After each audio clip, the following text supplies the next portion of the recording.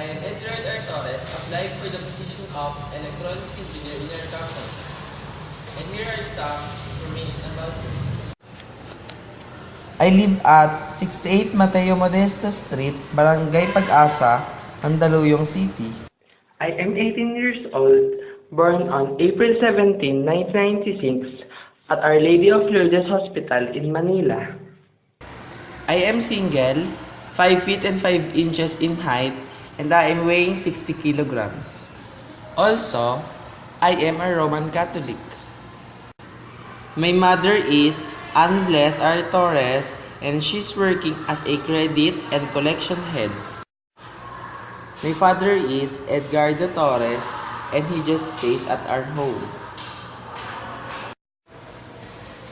I have 2 siblings, namely Angeline Florence R. Torres, and she's taking up Bachelor of Science Advertising Arts at Lyceum of the Philippines University.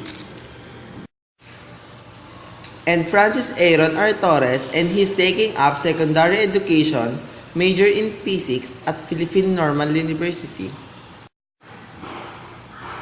I finished my elementary education in Madre Maria Pia Notary School in Multinational Village, Parañaque City. I finished my secondary education at St. Andrew's School in La Huerta, Parañaque City. For my tertiary education, I took up Bachelor of Science in Electronics Engineering in Adamson University.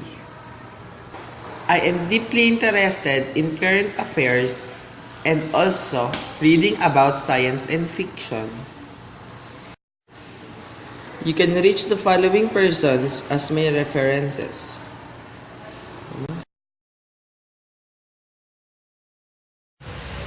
If you need more information about me, you can reach me at